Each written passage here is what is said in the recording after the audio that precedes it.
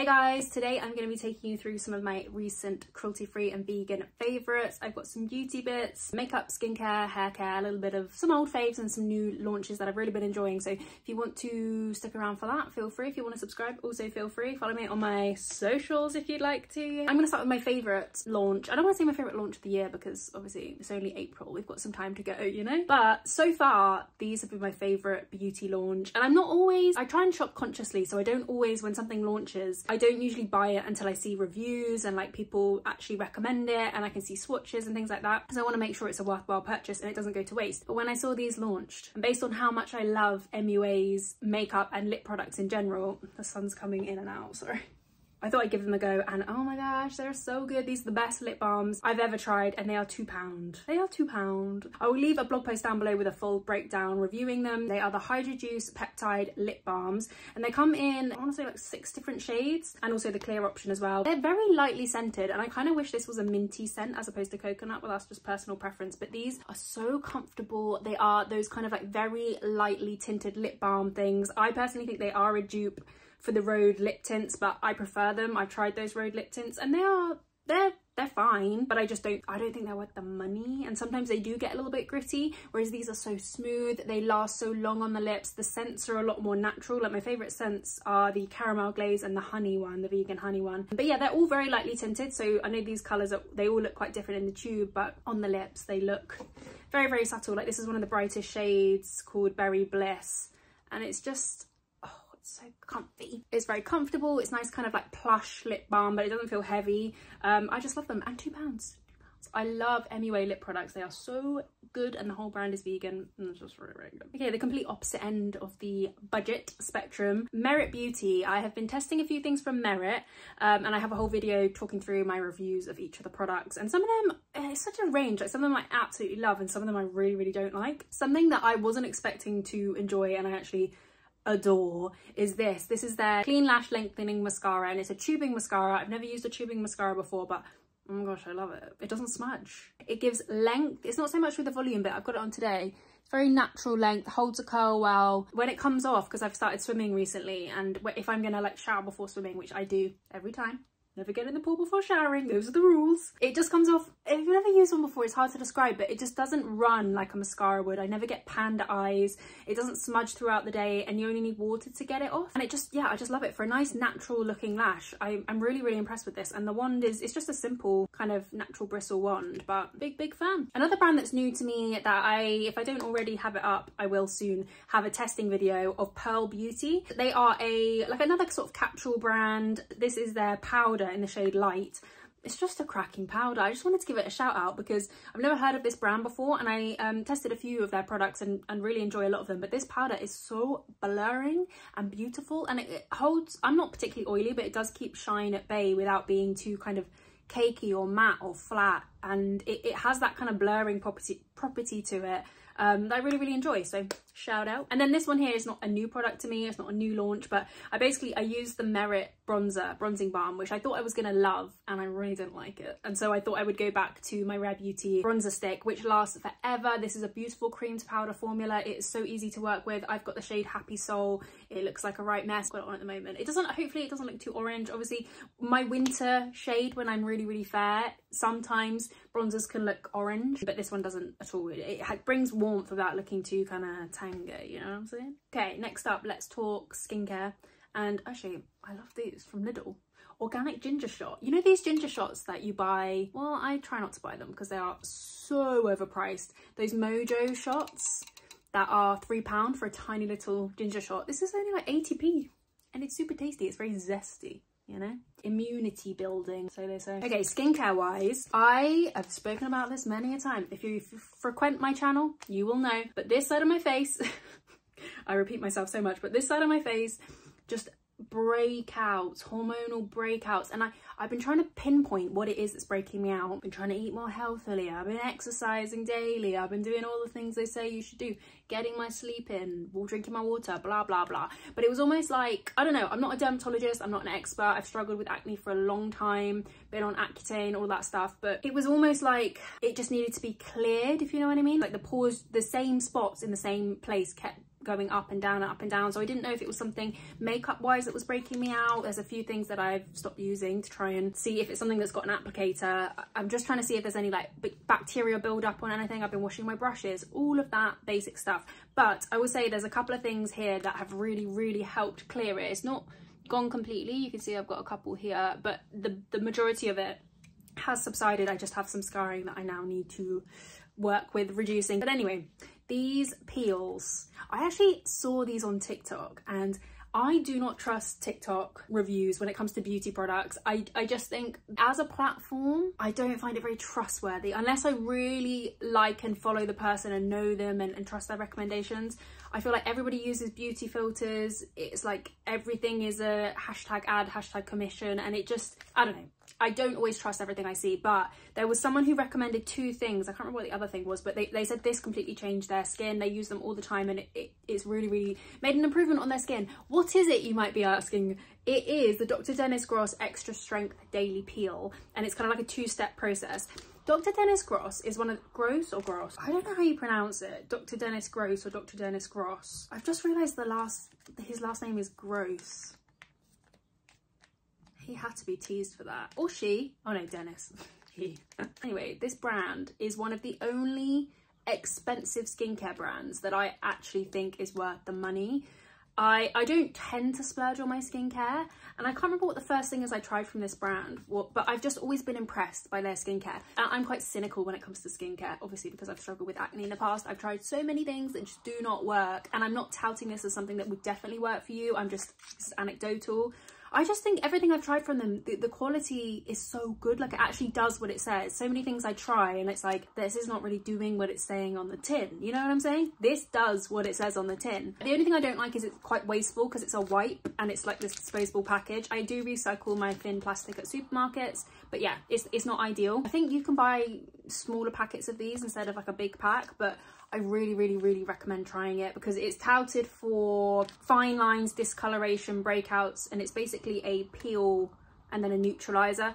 I don't know how it works, but all I can say is on me, it works. It really works. So I use it usually of an evening, this one, and then 2 minutes later this one, and then add a serum for hydration and moisturizer, or maybe some retinol if I'm feeling fancy. And then the second thing that has really helped with my breakouts, you are all gonna judge me for, and I'd just like you to hear me out before you click the little X and you exit this video. I love it. I love it, and I feel like St. Ives scrub has had such a smear campaign because people were saying, oh, it causes micro tears. I remember when the Kylie Skin scrub came out and people were saying, oh, it uses walnuts, like the St. Ives scrub. This is actually apricot, not walnuts, but it causes micro tears, and it's like, okay, if it helps your skin, and I feel like it's having a little bit of resurgence now because people are realizing that, okay, TikTok said that it's the worst thing ever to do to your skin, but actually the results are really good. So it's like, how can it be that bad for your skin if it does what it says? At micro tears, people go to get micro, like dermabrasion and scrubs and stuff. Why is this any different? I don't get it. I feel like a lot of the times people just repeat what they, especially when it comes to skincare, people just repeat what they hear online, which is why I always try and say I'm not an expert. Like, look this stuff up, research it yourself. But anyway, that's another story for another day. And I actually didn't know St. Ives is now cruelty free. So anyway, all I can say, I've got the blemish control one, which I think has salicylic acid. Yeah, 2% salicylic acid. It is a rough scrub. I would not get it anywhere near my eyes. You know, we all used to use this as teenagers, don't get me wrong, it's not a new experience for me, but I wouldn't get it near my eyes. I just put it on my cheeks, on my chin, around my nose. I probably use it too frequently. I should probably only use it 3 times a week, but oh my gosh, does it help clear when I have bumpy acne? It helps. It really helps. And I actually did what do they call it? It's like a camera that shows your skin really close up, and they said, oh, your skin's in good condition, but you do have quite a few like dead skin cells kind of built up, so maybe a bit of physical exfoliant. And I to be honest, since I learned about chemical exfoliant, I haven't really been using physical. So anyway, I like the St. Ives scrub. Sue me. The Road Glazing Milk, I cannot see my life without this, which is kind of annoying because you have to order it online and then it takes a while to come from America. This is the most gentle, creamy essence ever. I put it around my eyes in the morning and it it refreshes without feeling stripping at all. It's just nourishing, but it doesn't feel heavy, and it never ever pills. And I have a whole video reviewing Rhode Beauty and the skincare line if you would like to watch that. But I can't not have this. If I'm speaking my truth, I've gone through about 4 of these now. Like I use it every single day, morning, evening. This is the first winter where I haven't had like my skin properly stripped. You know that feeling, especially in the cold, when you wake up in the morning and your skin just feels parched. I have not had that this winter, and obviously now the weather's starting to get a little bit brighter, hopefully gonna warm up soon. I just haven't had that this winter, and this is one of the only things like hydration wise that I've changed, and I genuinely think it's down to this. It's so good, so good. So highly recommend. If you want to try anything from the Rhode line, I recommend this. And then an old favorite that I wanted to recommend, this is a new one so you can see it's full, but I've used this many a time. This is the Tan Luxe, the face tanner. I've got it on at the moment. You can't really tell because it tends to kind of build up ever so slightly, but this is just the best face tan ever, isn't it? I've tried, you know, there are some other good ones, but just the balance of looking natural, not looking orange, not kind of settling around the eyebrow area, it's just the best. It's so good, doesn't break me out. It's sublime. It's so good, and I love it for this kind of transition season from winter to spring where you want to kind of have a little bit of glow to your skin. It's really good. Okay, a couple of smellies. The Sol de Janeiro 59 scent. This is their newest launch, which everyone went bonkers about, saying that it attracts spiders based on the kind of Chinese whispers on TikTok. Oh, don't even get me started. I feel like I'm such a TikTok. I don't hate TikTok. It's just the beauty side of TikTok and the misinformation. It's the misinformation for me. Like, it spreads like wildfire. I'm quite passionate about trying to actually break down what the information is, because I feel like anything can be spun anyway. I'm quite conscious of, you know, brands even like greenwashing or, you know, whatever it is, whether it's a pro for a brand or against a brand. I always try and look at like, okay, what is the actual information? Like, don't just take news stories and headlines as fact, because anything can be spun anyway. So anyway, if you missed it, people were saying that this has an ingredient in it that attracts spiders. Now, we don't really have dangerous spiders, touch wood. We don't really have many dangerous spiders in the UK. Obviously, if you live in Australia or in the tropics, maybe it's a bigger deal. But I feel like when I looked into it, people were kind of saying, well, you could say that about a lot of different notes and a lot of different scents, you know, vanilla-y scents, musky scents and things. So anyway, that to one side. I don't want to hear it. I don't want to hear it about the spiders. I don't care. I like spiders. But besides that, it's not true. This smells beautiful. This smells like Deep Night by Ghost, but it's ever so slightly lighter. I feel like that's a reference point for me because I used that all throughout my teenage years. And it's actually a vegan scent, but I don't think the brand is fully cruelty-free. This brand is cruelty-free with vegan options. And I feel like it's ever so slightly, like I say, a little bit lighter and a little bit creamier. But it's kind of like a musky, sweet scent, but it's got this kind of Deep Night is the perfect name for the Ghost version of this, because it's just like a sultry, but it's not too powdery or heavy kind of scent. It's beautiful. I love it so much. I love it. I love it. I love it. I love it. Sol de Janeiro, smashing it out the park. And I actually don't really love the original Sol de Janeiro scent. The Boom Boom Cream scent is a bit too sickly sweet for me. So this one kind of, it's got a little bit something to it, where it's not just like straight up vanilla sickly kind of scent to my nose. The other kind of nice smelly thing that I wanted to talk about is by The Body Shop. RIP. Well, they're not going. They've not gone. They are sticking around, but I think they're shutting a few stores. And if you don't know, if you haven't bought from The Body Shop, I don't actually know, are they international? They're big in the UK. They were one of the pioneering brands against animal testing. And I'll always have love for The Body Shop. And I hope they kind of take this as an opportunity to kind of slightly, not rebrand, but I don't know, it's a really interesting one. Like for me at uni, I did my dissertation on like really thorough analysis of Lush, which is kind of, Lush and The Body Shop are sort of not rivals, but they're in the same area. They came up at the same time, similar kind of founder stories, like people who are really passionate about being against animal testing and everything. And it's just really interesting to contrast the two, because Lush is doing really well, and obviously The Body Shop has gone into administration, but The Body Shop has so many great products, including their hand creams. I love a strawberry scent. If your skin can take scents, I know some people's hands are too sensitive for scented hand creams, in which case I recommend the Nursum hand cream. That one is really good for sensitive hands. I've got so many nice scents. I love the almond one as well. It's just always such a treat to use. It's so refreshing. It's not sticky. I love it, and I really hope they keep it around. But yeah, we'll see what happens. Let me know what you think is going to happen with the Body Shop, whether they're going to rebrand, pare it back, be online only. I just have to say, like, they are such a nice, they're such a lovely brand. And also behind the scenes, obviously, as somebody who reviews products, there are some brands that are absolutely lovely. There are some other brands that aren't as nice, and the Body Shop have always been such a pleasure to interact with, work with. I hope they stick around because they're really nice. And their hand cream is really lovely and it smells so good. It smells like fresh strawberry.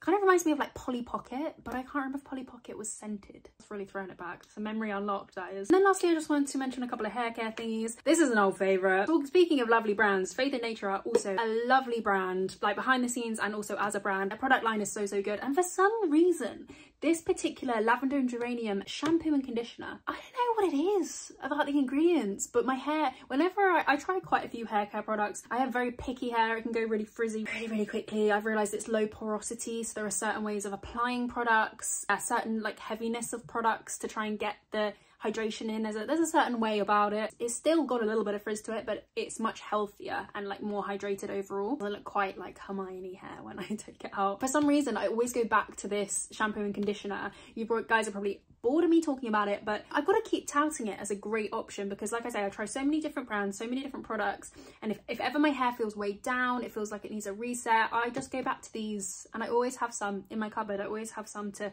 go back to, start from scratch. And I like to kind of alternate. I usually do a double shampoo and then a conditioner, and sometimes I'll use this for one wash and then the next wash I'll use a different set, and then I'll go back to this, and then so that my hair never feels like weighed down. I'm aware that's a little bit excessive and not everybody needs like 6 different shampoo and conditioner options, but it is what it is. The life of a beauty reviewer. Very crowded cupboards at all times. And then another old favourite, well, since last year, I think they launched it last year. This is the Plant Brush by Tangle Teezer, but I just have to give it a shout out because it is the best. This one in particular, the plastic in this is made from, don't tell me, some kind of bean. What kind of castor oil bean? No, castor beans, as opposed to virgin plastic. I did the campaign about half a year ago, so well, actually nearly a year ago now. But if you want to upgrade your toothbrush but you want a slightly more sustainable option, this might be one to check out. They also have a recycling scheme. Like I say, my hair is really picky and it also just tangles. I don't even have to move. My hair is like a pair of headphones. You know, there's a certain kind of headphones, a bit like the Apple wired ones, where you don't have to do anything. You could just put them in your pocket and then instantly they are tangled. My hair is like that, and I don't know what it is. Because for straight hair, it shouldn't get that tangly that quickly, but it does. It does. And this is a really good way of detangling without adding too much frizz. I feel like it's very smoothing, very lightweight, good for travel, and I love it. And it's in this baby pink. So pretty. Then last but not least, not really a recommendation because you can't get one, but this is a handmade scrunchie that my friend made me using material she got at a charity shop, and I just love it. I think these are part of a pillowcase, and then this was some fabric. These are all the rage in London at the moment. There's this one brand called Good Squish, I think, and they have these massive scrunchies. So the fact that she made me one, it's just the fact it's handmade, and also I love the tones of the kind of material and the lace. It's so pretty. So yeah, that is the last thing I wanted to mention and my little roundup of favorites. I hope you enjoyed this video. I hope you guys are all doing well. Make sure you follow my other socials if you want to see some more from me, and I will hopefully see you in my next one. Bye.